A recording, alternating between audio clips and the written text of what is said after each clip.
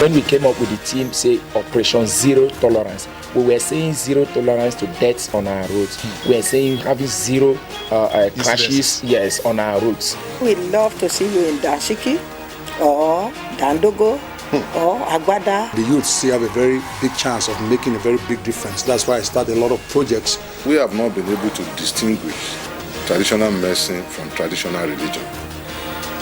So that one has... Every edition is an arresting conversation with distinguished Nigerians from various strata of the society, bearing their minds on how we can realize the Nigeria of our dreams.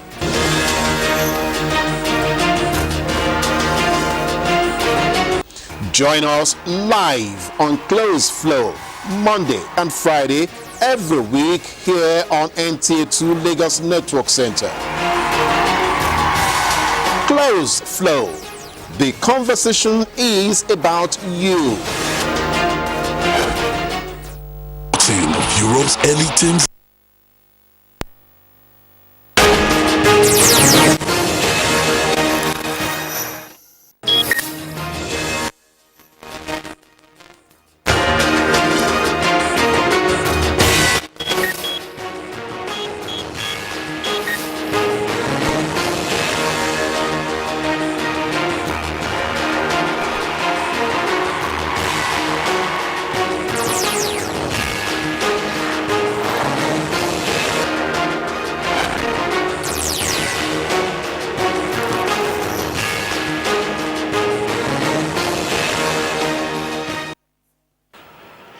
Hello, it's good to have you join us again for your favorite program. This is Close Flow, coming to you from NTA2 Lagos Network Center. And it's always a delight to have you join us at the table as we continue to unravel the story of Nigeria and how each one of us, or if all of us, collectively and responsibly, we are playing our parts in how this country becomes properly defined and how the narrative about the country takes us to the next level. Today again, we have decided to invite yet into the studio another distinguished Nigerian. We say our guests are distinguished because we believe that within their space, within their forte, they have been able to establish a way forward. They have said to us, look, let's take it to the next level. Let's stop looking at the country as if it's some ephemeral being, but that all of us are responsible on how this country should be properly defined. So we have yet another distinguished Nigerian here in the studio with us to come and look at, is there a future for Nigeria?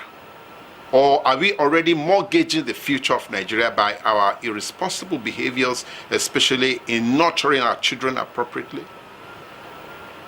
Are we actually acting in the right regard, respecting the rights of these children who are going to define the future of Nigeria? So I was saying that Nigeria as a country will continue maybe in another 10, 15 years, 2 decades, 3 decades, or will the ills of today finally wrap the story of Nigeria? Well, that is some of the questions we'll be asking our guest. Our guest is a multilingualist, but more than that, she also holds a master's degree in operations management. She's into, super level of managers, but she's also a mother. She's a wife. She's concerned about how we are dealing with our children, especially when we are looking at the question of bullying. So I have with me Mrs. Adesola Oyinloye Ndu. You're welcome to Close Flow. Thank you very much. Thank you for having me. And it's good for us to have you here because I'm so excited to know that you are here. I have a daughter also. I'm a little bit worried about what is going on in schools. So let's first define what we are dealing with here. So bullying, are we just looking at the school environment, or we are looking at bullying as a critical subject? Well, we need to look at it as a critical subject, but we start from the school environment. Okay, good. Let's come back to the school environment. So why is that prevalent? Oh yeah, well, the definition of bullying is that persistent intimidation or persecution of those perceived as weaker. So it is a psychological thing. It could be something that goes on all the time, or it could be on a one-off basis. The most important thing is to ask the questions. Is it deliberate? Was it done to intimidate somebody? or persecute somebody? Was it done to just make the person unhappy, and because we feel the person is weaker? Whenever we're able to answer this, and of course, we ask the question, does it leave a negative effect on that victim? When we're able to answer this, it's bullying. Now, okay, wait. Let's retrace our steps. Yeah. You says intimidation. Yeah. So who is intimidating whom? Somebody who seems to be stronger, or who is it stronger in real sense, or by perception? By perception, it's an imbalance in power. Power could be in form of the strength. It could be in form of the followership. You know, you could see there are some little children as little as this, and you see them bullying older children because they have the followership or because of their social status. It's a perception. Oh, my parent is this, my daddy is this, my mother is this, my auntie is this, and then you want to get on another child who is perceived as weaker. So it's a perception. It doesn't necessarily mean that the person is stronger in terms of the strength. Maybe just because the bully has that followership or has a stronger, in his or her mind again, a better social status. Yes. And of course, maybe sometimes it happens in terms of strength as well. Okay, now let's situate it properly now.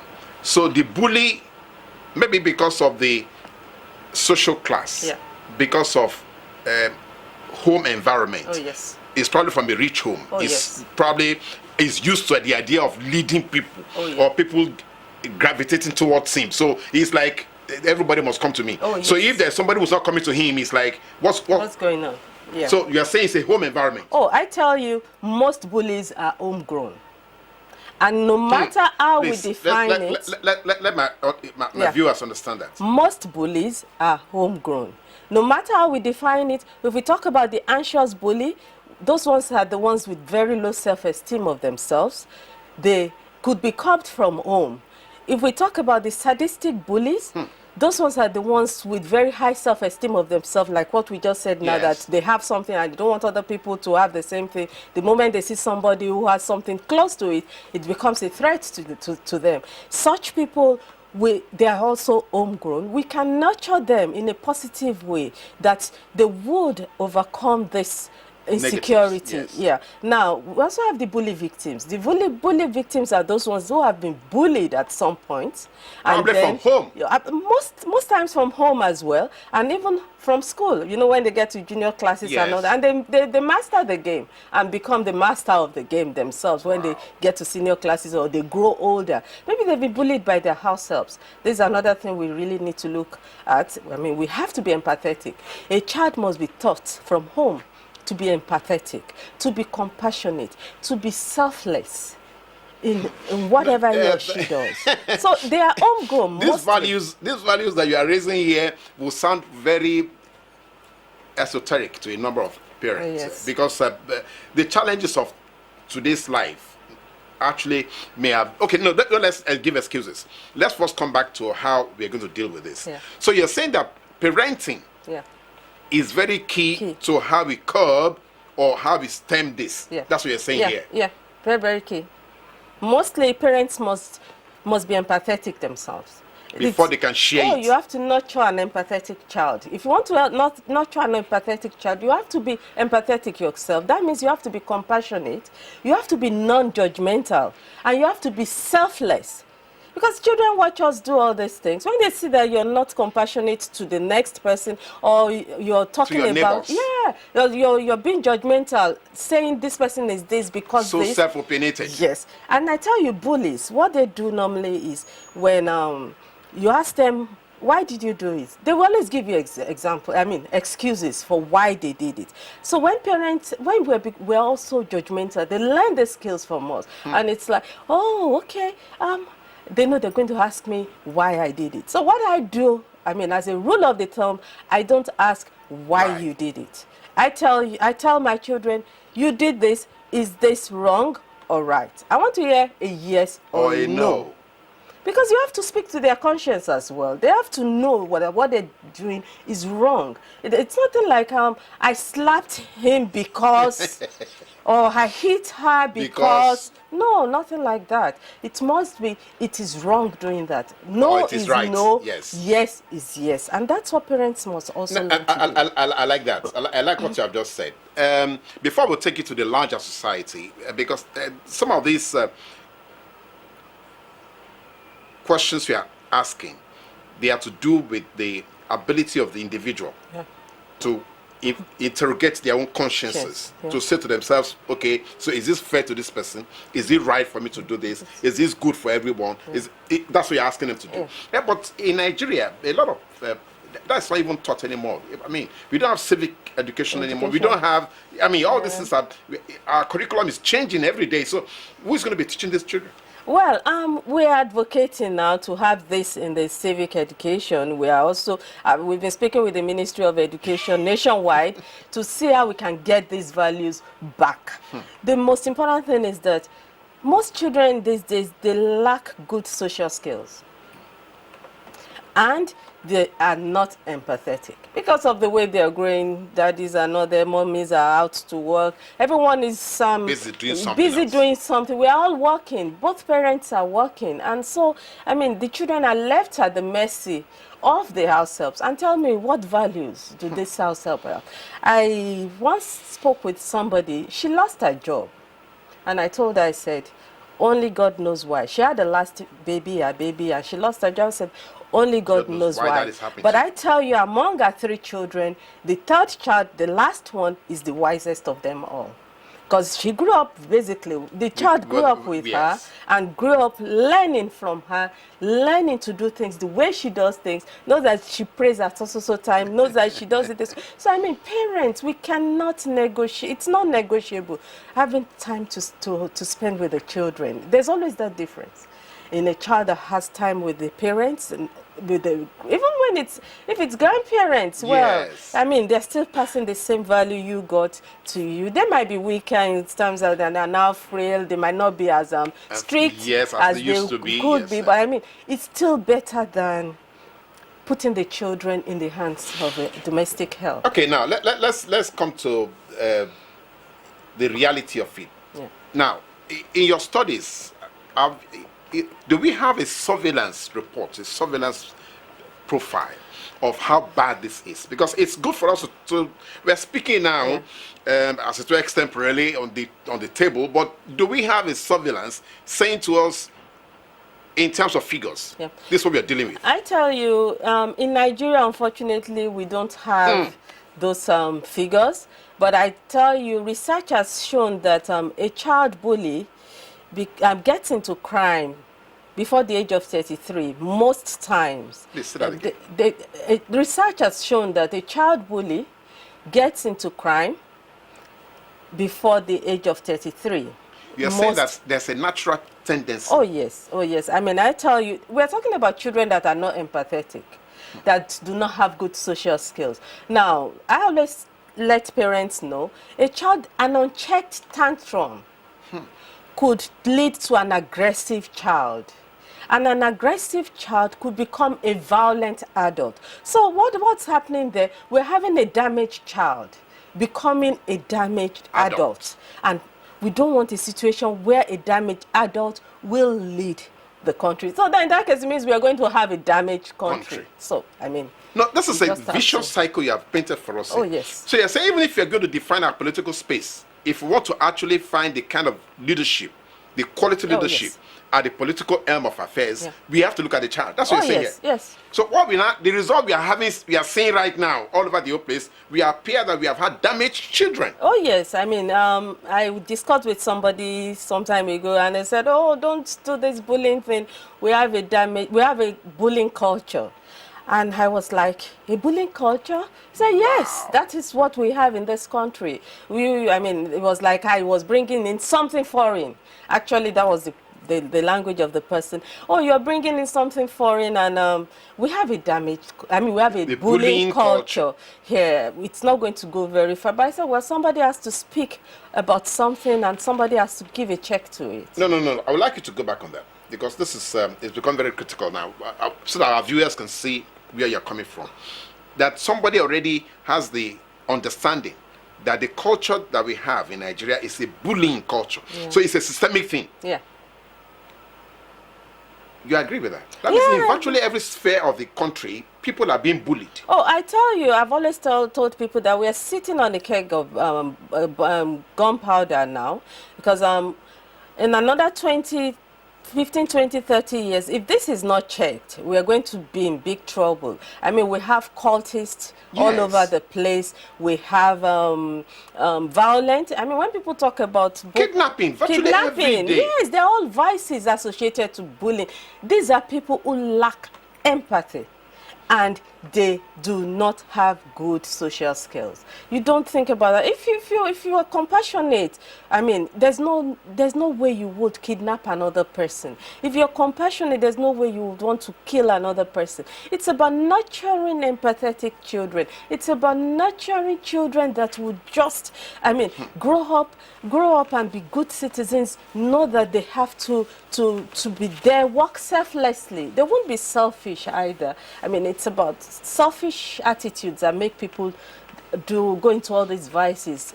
I always say, nip it in the bud. We must start now. Well, the grown-ups are grown. Well, hopefully, we pray for divine intervention, like they say. But the younger ones coming up, yes, the younger ones that seems to be the fall guy in Nigeria. Yeah. Divine intervention. It's like everything must go back to heaven. Oh yes. Before it comes back to earth. And when we have it, we are seeing it with our own eyes. We know that it's not right. We know that it has to be checked somehow. And it's so interesting that, I mean, when you talk about it to people, some people can't even connect to it, because even when in schools, they don't call it the name bullying. They kind of make it look so nice and say it's fagging, yes, it's service, yes, to a senior. I mean, I always tell people, being at school should be fun. There shouldn't be a reason why another child should be serving another child. I don't think the school timetable, the school timetable has this time to serve another person. So if you're not taking a child out of his or her studies to serve you, to iron your clothes, then you extort provisions, you extort money, pocket money from that person. That's not nice at all. That is not being compassionate. That's not being empathetic at all. And these values must go back into the systems. The parents need to help us here. We can't do it as individuals alone. We can't do it as organizations alone. We need to drive this message home to parents. Please, you need to help us here. You need to help us nurture. It's about nurturing children, empathetic children, compassionate children. It's about nurturing selfless children. And they can only see this from us. I mean, somebody comes and says, oh, please, please, can you just help me take my child to school? And the child can hop into your car. It doesn't cost you anything. And then you say, oh, I'm not going by 9 o'clock. I think I'll go by 9. The children are watching. And the funniest thing is, children, when they want to rehearse what you've just done, they go a step higher. And that's the danger. And that's the danger. So parents, we really need to watch the way we do our things around our children if we want to bring up children that will be responsible and help us to build this nation. Well, I think we're in a catch-22 situation right here now. Because these parents we are appealing to now are already damaged. That's really my concern. Yeah. So what's going to do the transformation? What's going to help them?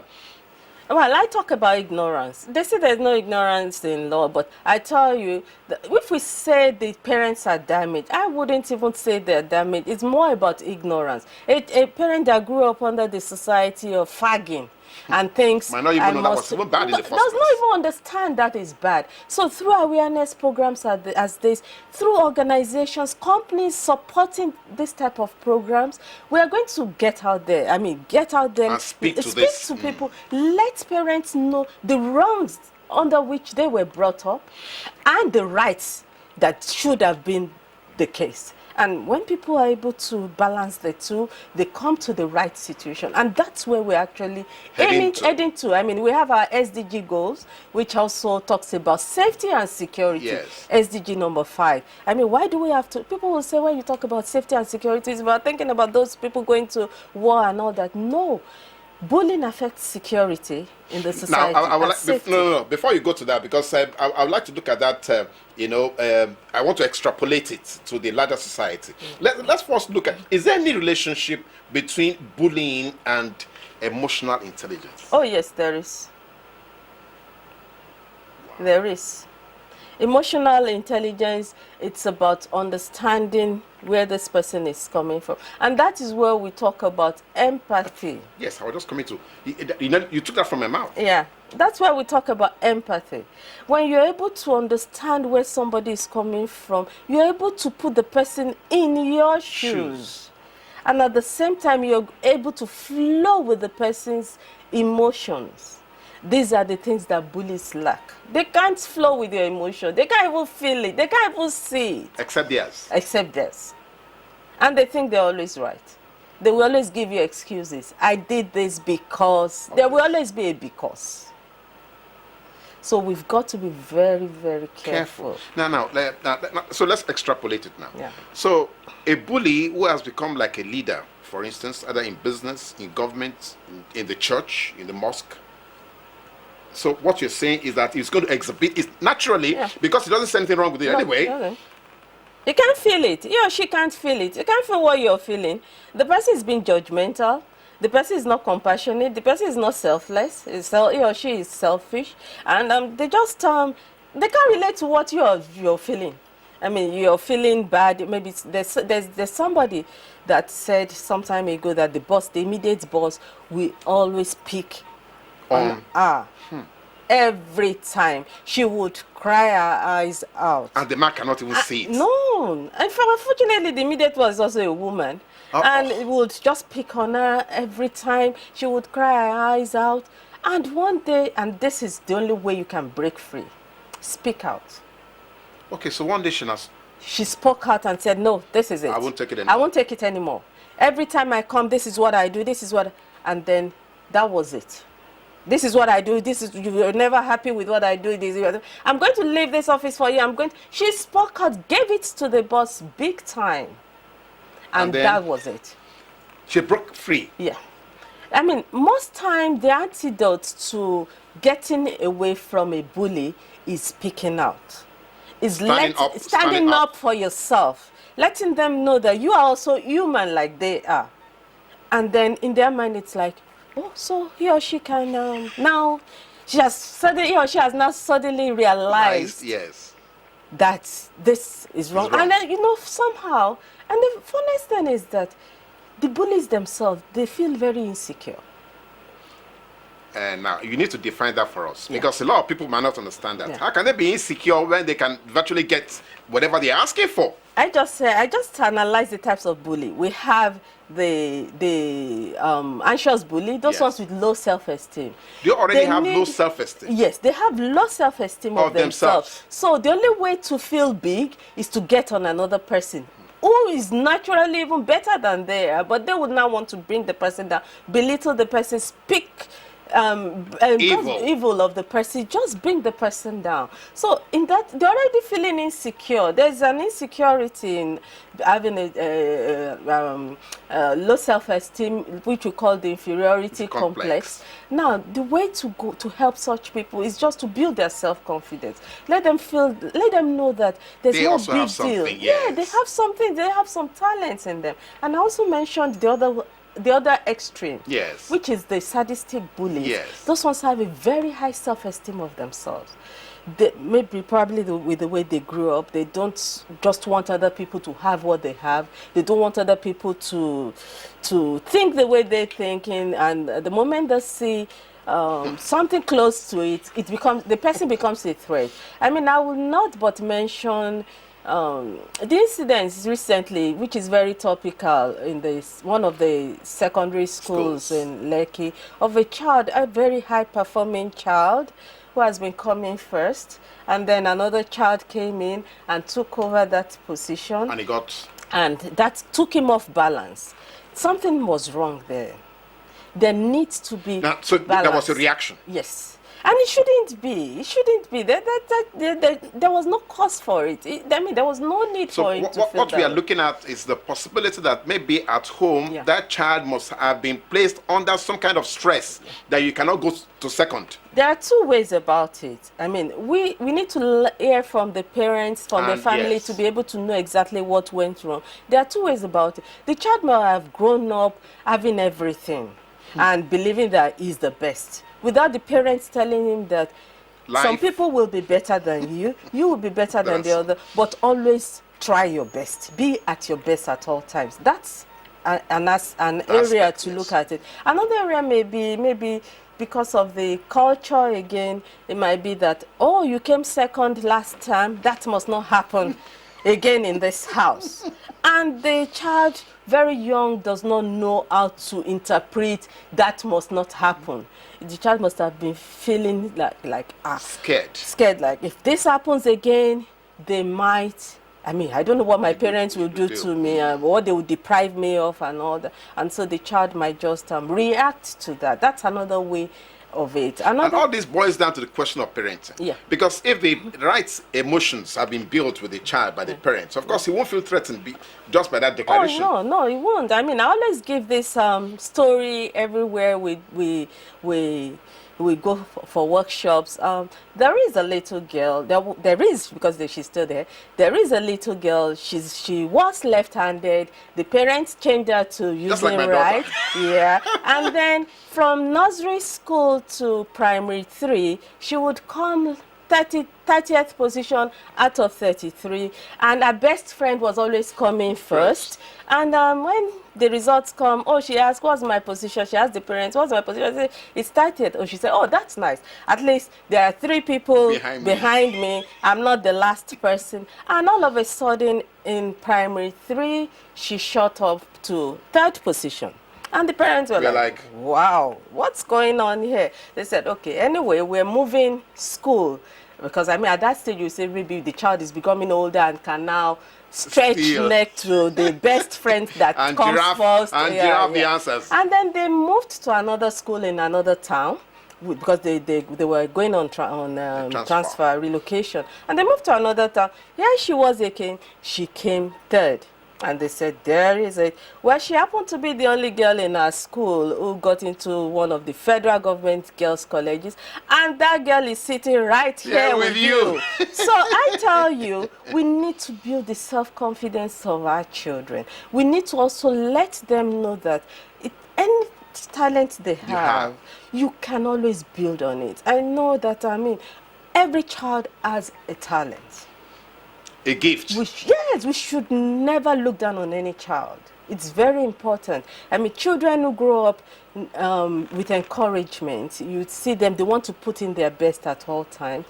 We should always know that children can't interpret most of these things we adults understand. Yes. Like, I mean, maybe if a parent said, don't come back home with this 2nd position again, the child has interpreted it in so many ways. Yes. Oh, it's like, oh, maybe they're going to throw me out of this house, maybe I'm going to be in trouble, or maybe there's going to be a holiday treat that I will not be part of. And the child just, in his or her mind. And again, that brings me to the issue of violent films. Yes. I mean, as a rule of the thumb, we as a rule of the thumb in our family, we don't watch some of these extremely violent, violent children, not proper for the age. We always want to go with the age guide. The age guide. I mean, when they say this film is for 13 years, and please respect that. A 5-year-old child is watching it. I mean, and even when it's for 13 years, they still need that parental guidance. Yes. I mean, tell the child, okay, this person did this way because, and it is not acceptable. That is why the result. Because these children can't just. But I mean, if parents are not there, how would you even be able to interpret such film? And you don't even know what they're watching when you're not there. So. Okay, now let's come back to how we can actually institutionalize some of the points you've made here. Yeah. Now, I'm not sure we have children rights. Oh. So now you seem to have lost hope there now. No. So how are we going to deal with that? Because already, if we don't have the legislative framework to find a way to stamp this into the consciousness of the citizenry, so how do we? What's the next step? I must give kudos to the government, the Lagos State government, for what they are doing in the education system. In December, His Excellency Akinwumi Ambode gave an executive order for child protection policy in schools. I mean, that is an excellent thing to do. Now, if amazing for this environment, I must say. Yes, oh yes. If every state could do it, and of course, if at the aim of affairs, that's at the National Assembly level, the federal level, we have acts that will back this up. Because when you want to have a child protection policy, you have to hinge it on a particular act. Yes. If you don't have the act in place, no one will enforce it. For us, we advocate for anti-bullying policies, we advocate for child protection policies, and this should be in our system. It should be made compulsory. In the United States of America, for instance, every state is compelled, every school in every state is compelled to have an anti-bullying policy. In place? In place. Because the anti-bullying policy... You have to subscribe to it? Oh, yes. It is compulsory. So in case anything happens in your school, you'll be... Oh, yes. You're vicariously liable. Yeah, you are liable. And of course, the government also funds it. They fund programs to educate people, to raise awareness, to make sure they curb this there.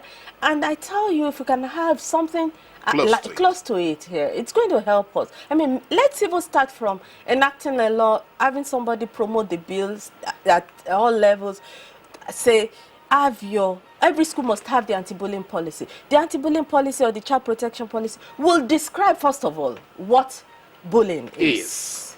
And will tell you the reporting line. Will tell you the responsibility of the child, of the parents, and the teachers. So we're all responsible. It's not only going to be just one-way thing.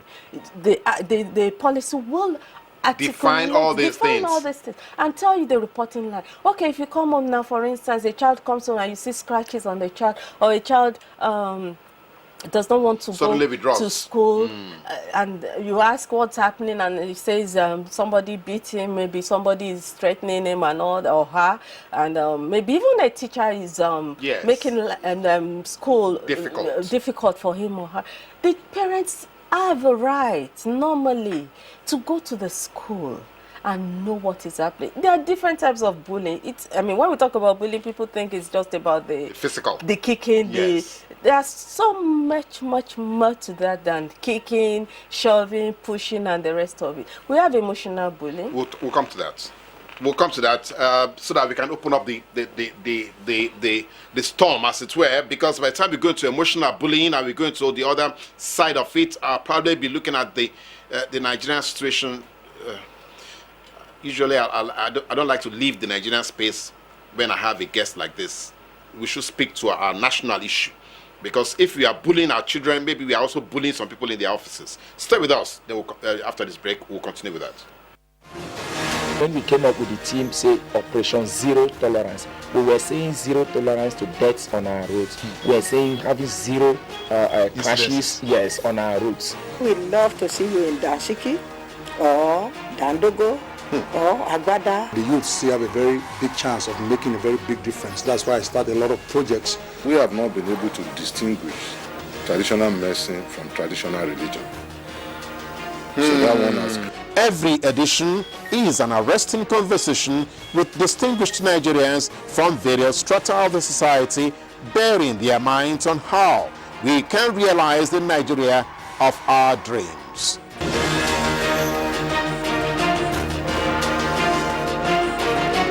Join us live on Close Flow, Monday and Friday, every week here on NTA2 Lagos Network Center. Close Flow. The conversation is about you.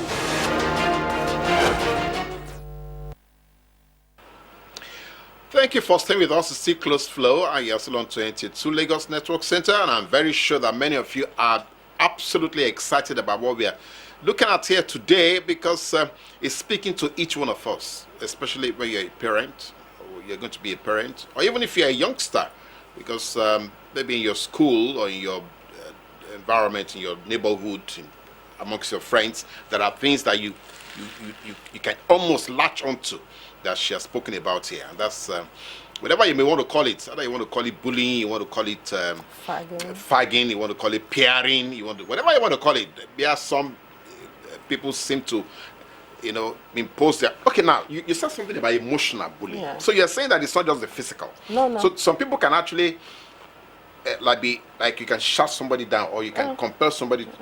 Yeah, I mean, isolating. I mean, you see that people just isolate somebody or spread rumor about the person, or even just saying wrong things about the person. It's getting into the person's emotion, or belittling another person. I mean, we've seen situations where they say, oh, this person is good and all that, and the bully find a way to bring the person down. Anything that has to affect the emotions, whether in the social context or relationships, the way we relate with one another, right? Between in-laws and... Yeah, I mean, it doesn't have to be physical. Just so by maligning somebody alone is killing the person's self-worth.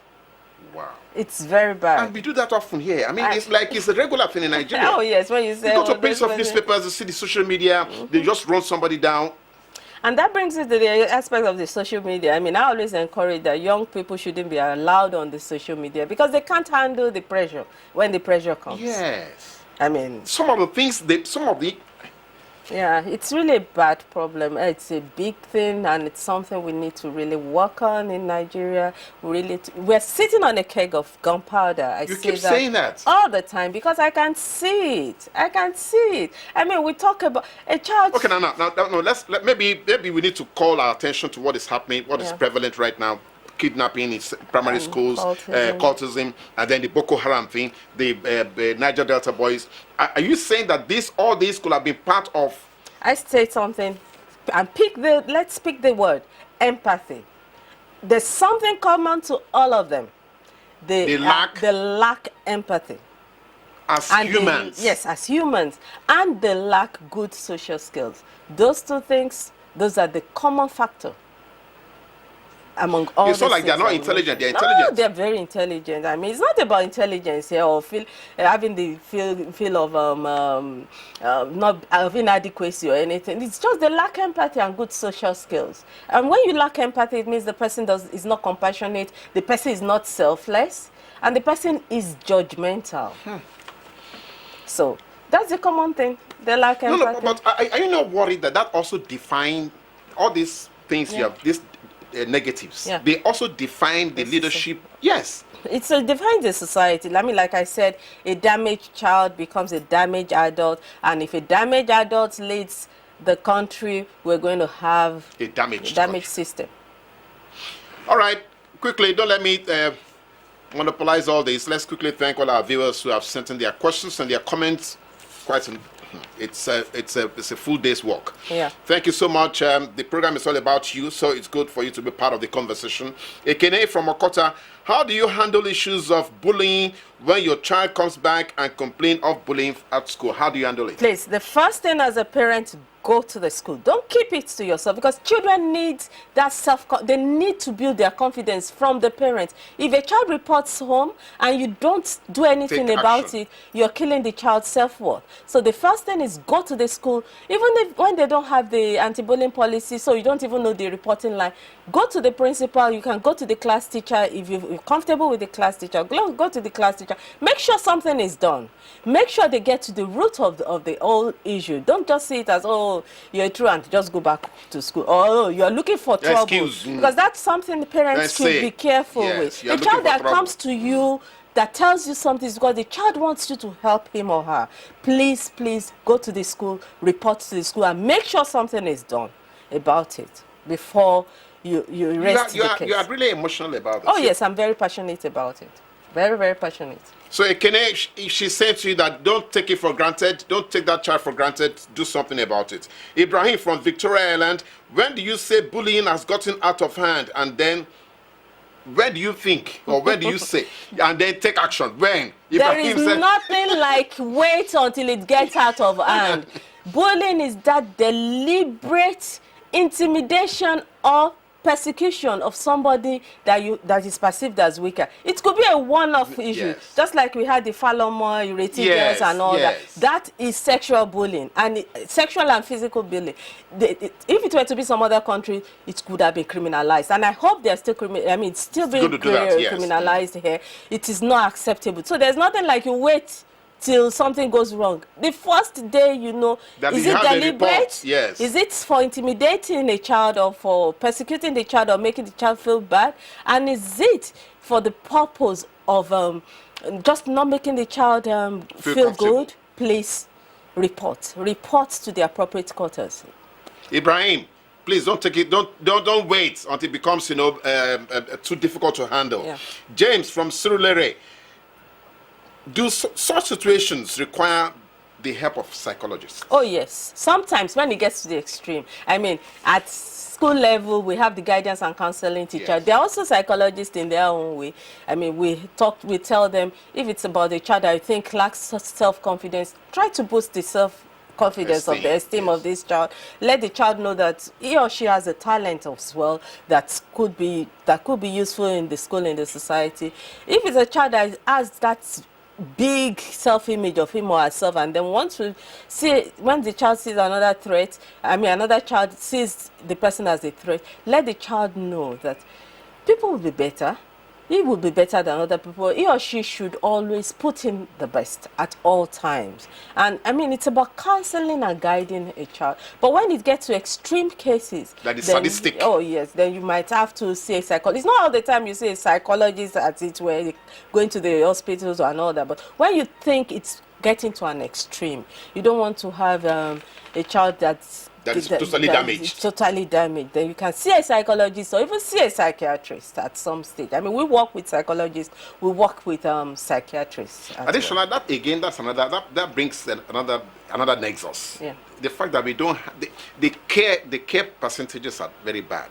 How many psychologists or how many psychiatrists do we have to handle 140 million, 170 million Nigerians? Do we have the right We numbers? don't have the right enough percentage, and that's why we say that let the guidance and counseling teacher to have a lot of work to do, because they also a lot of them studied child psychology Yes. in school, and when they were learning, and they can always So they need to ramp help. up. Yes, they just need to ramp up, and let there be in-service training. Yes. That would help teachers, not only the guidance and counseling teachers. The Every entire- teacher yes. must be able to identify, because when you're even teaching a child at school in a class, you can easily identify a child with a very poor social skill, and you can always nurture. It's about nurturing children positively, and the moment we key into this, we're going to get somewhere. Like we said, the proportion, we don't want to talk about it, we can't get that, but guidance and counseling teachers are there. Parents are also there. Yes. If we have this awareness, a lot of awareness on how to nurture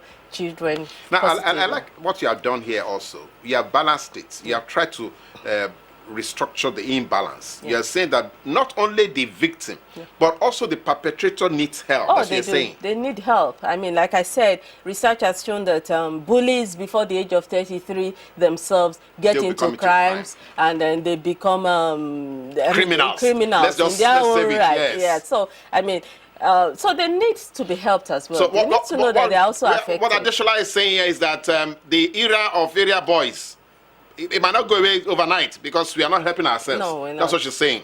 Okay, Christy from Festac, what are the attributes that parents should look out for to show that a child has a tendency to be a bully? Like I mentioned something clearly, when children start as little as 2 years, that's when they start throwing tantrums, because that's the age they're becoming aware of themselves. They want that independence. We must, as parents, curb it at that stage. Don't Please let say a it child. again. At 2, Yeah, they are throwing that's when tantrums. they throw tantrums. Like, no, give me my own. And it's my own, and I must have it. A parent must always let a child know that our yes is his or her yes is yes, and his or her no is no. Don't negotiate with children. They are the best politicians you could have. So don't negotiate with them. When you want this done, if you say yes, it is yes. Don't say yes, but. And don't give rules and regulations that you now give exceptions. When you want a rule to be followed, let it be followed. Let it be straight rules. And nothing like, but you can. Okay, don't take sweets means but don't take sweets. Not that you now say, okay, go and do that one first. But later we'll talk about, no, you're already destroying the whole essence. So please, let parents put their feet down. At 2 years, they throw tantrums. We all know that it's our duty as parents to help them. And when they grow up, if it's not checked, they become aggressive children, aggressive teenagers, and you see them being aggressive to other people. Those are the telltale signs for parents to know that a child... teenagers, that is in their teens. Yes, in their teens. I mean, they're aggressive. It's like they want to beat everybody because they can't have their way, or they want to belittle another person just to feel good of themselves. Yes, to have an advantage over the other person. The moment you see all these things, they are the telltale signs. And sometimes they even go as bad as throwing things in the house, throwing things. Please don't just take it as, oh, it's just a child. Just a child. There's no time that is a child. Not even at 2 years throwing tantrums. Not even at 12-year-old being aggressive or being angry at every opportunity. And then you don't want them to grow up adults that would now become very violent. Is there any? I don't want to sound sexist. Yeah. But is this prevalent among male children? Do you have male children exhibiting this more than females? Well, when you talk about having it, I'll say that it's in both sexes. I mean, both genders. We have males that are bullies, we have the females that are bullies. It's about their upbringing. It's about the values and what they believe in. So it's not on one side. I mean, so don't say, I know it's a girl. She won't do it. No, people go to girls only school and they get bullied. I mean, people extort provisions from them. People take their uniform, they fag them. I mean, just try to make the word look very interesting, nice. You call it fagging. Whereas it's actually exploitation, yes. I mean, there's no timetable in any school that says this is the time to fag. For you to go and, do indenture. Yeah, so it's bullying. And it's not prevalent in the Christy, she says, don't take it lightly from age 2. Better watch out for what that child is doing. Halima from Ikeja, for those who always attribute issues to spirituality, how do you convince them to handle a child in such cases? It's not demonic. Oh, yeah. I was taking a workshop some time ago, and I said, please, when your child comes home, he or she is having a nightmare. It's not the time to start praying and binding and loosing. Call the child, know exactly what is going on the mind of the child. The child might have been a victim of bullying. And or maybe a child that destroys things at home. Then you start, no, please, check what is going on. Check the environment. Check the friends the child is keeping. Check the kind of things the child is watching. The kind of television programs. We always the kind of information the child is getting exposed to. The child is processing certain information somehow. I mean, there are some excessive cases that has to be seen by psychiatrists and all that. But I mean, little ones, please. Don't just take it as it's spiritual and then you start binding and losing and all that. Without dealing with what is causing it. A child that comes to have nightmare, like I said, might have been a victim of bullying. Maybe it's just reflecting on what has gone into the subconscious mind. Or a child that even kicks and fights in his or her brain. Yes. Might be an aggressive child. Some of them grind their teeth. Yes, what do they sleep? Yes, true. Yeah. So, I mean, you need to really know and watch what is going on with the child. You can only know this if you're also very close to them. Halima, I hope you hear that. So, as a parent, you also must be very close to your children to be able to identify some of those things. Nifemi from Oshodi, do you think bullying is a beginning stage of wife battering when ignored? Yes. The answer is yes. There's no about it. Wow. They must have learnt it as a child, grew up with it, and it becomes unchecked, a damaged husband. and of course, like we said, the society sometimes takes these things lightly, and because it even the becomes a wife cannot go culture. to the police station to report. Oh, They will no, say, look, it's a culture. yes, it's a domestic. Yeah, they'll say that's why I said it's a culture, and I mean they'll say it's a domestic issue. So I mean there's no way about it. It starts From there. from there. So Nifemi, I'm sure Nifemi, you want to ask. So what can you do about a situation like that? Speak out.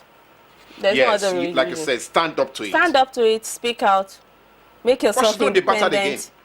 Make yourself, if you could make yourself independent, because really it's the woman might get controlled at some point. You just have to take the bull by the horn and Decide decide what you want you. to do, but don't stay in there and leave yourself to expose yourself to more danger. Now, but Nifemi, you're gonna say Nifemi, you're gonna have issues with forebears who have always said the position of the woman is to keep quiet in the house. We say speak out. There's no way out in this. You need to speak out. Bullies don't want you to speak out. They don't even want people to know they're doing this to you. So speak out. It might involve family intervention and all that, which is the right thing to do, but you must speak out so you don't lose your life. Okay, Nifemi, you have heard that. That's a candid opinion. Madam Grace from Ikponri, how does a school handle such a situation? Because some parents may want to withdraw their child or their children from that school, and the school may want to protect its name. Yeah, I tell you, experiences we've had with schools is that most private schools, when you go to them and say you want to hold an anti-bullying workshop, they say, no, it doesn't happen in our school. Yes, the reason is because they want to protect they want to keep their clientele. They don't want parents to know it is happening. But I tell you, schools who embrace the opportunity, they have even the confidence of the parents, because we all know it happens in every school in Nigeria, all over the world it happens. Yes, so your school cannot be... It cannot be different. The only thing is that maybe you're working on it by having anti-bullying policies, by making the children more creative, teaching empathy, teaching self-confidence and all that. If the school is doing that, then it's a different thing. That shows they're also working towards curbing it. And that's what you're all about. That's what which is what we are doing, curbing bullying. But that doesn't happen at all. We might just be... You can say that to the Marines. Yeah. Okay, then, Madam Grace, so don't let anybody deny you that fact that it's not happening in their school. You better just try. And then you should ask for the anti-bullying policy. Every that school school, must have an anti-bullying policy, a child protection policy. Outside the country, you can't work with children. Insurance will not even insure you if you don't have your programs if you don't have your child protection policy. So it's not even only about schools. It also covers all the social activities, all the games, the sports and all that. There must be child protection policy there available. There must be anti-bullying policy. That brings us back to the initiative of the Lagos State government. So you are saying that this must be endemic. They have to let it move from the educational system into the wider society. Anyone working with children under the age of 18 must have all this policy. Okay, so Lagos State government, you still have a lot of work to do in spite of the arts up for you. Then we also have Adesola from Ilupeju. Do you think parents contribute to bullying when they show or prefer one child to the other? Yes. That's what we call sibling rivalry is also part of what we deal with in bullying. A child, you shouldn't have a preferred child. Every child has his or her own talent. The fact that this child is not good. I just mentioned that I was calling my own story, and my parents never looked down on me at any point in time. And for me, it was just interesting growing up that way until my faith changed, and I started coming first and second. PhD in view person. So for me, it is parents we have a lot of work to do, not to make a child preferred to another child. Children can't process these things, and we should understand it. The way they take it is different from the way we are looking at it. So we must not have a preferred child as parents. Adesola. Now, thank you for this program. I think on this subject all this while, I don't know what to do. Thank Mrs. Sundu. I love coming on this platform. She gave her number. Anyway, maybe you call her later, so you can just say it to her. Thank you very much for the compliments. Thanks so much. Then Adekunle, please, when both parents are bankers and children are left in the hands of domestic people, what do you advise the parents to do? I'm sure this Adekunle is in the bank. Yeah, I mean, you're doing the right thing, working, any living. But I'd say every little time you have, please spend it with the children. It is not the time to go for one-bay. It is not the time to go partying. The little time you have at weekend, the little time you have 30 minutes, 1 hour during the day, ask them, did anything happen to you at school? Is there somebody making you unhappy? Are you feeling bad? Small Little things like that. Ask them those questions. You don't have to be with them 24 hours, but ask the questions. Is somebody making you unhappy at school? Are you feeling, are you very comfortable with that school? Are you comfortable with the teachers? Are you comfortable with your classmates and all that? Keep asking those questions. Just to show inside empathy. Yeah, and they will tell you. They will tell you. Yes, children are like that. We on our parts as well should show that we are empathetic. They want to see the way we relate with our domestic help, neighbors and all that. Because some people, when you treat their domestic help badly, when you're out of there, they do the same. They get their own part of it. So I mean, so as parents, please, we have a lot of work to do. Parenting is not tea party, like I always say. It's a lot of work, a 24 hours vigilante work, and God will always help us when we do the right thing too. Adesola, thanks very much for coming on the show. Thank you very much for having me. And for our viewers, thank you so much for staying with us faithfully and all the questions that you asked. I hope that what Adesola has advised that we should do, please let's go and put it to practice. We are all parents. And it's a great job, actually, to be a parent, really. But it's a 24-hour vigilante work. So you know what that one means. Also, until next time that will come your way again, it's bye from us. Thank you.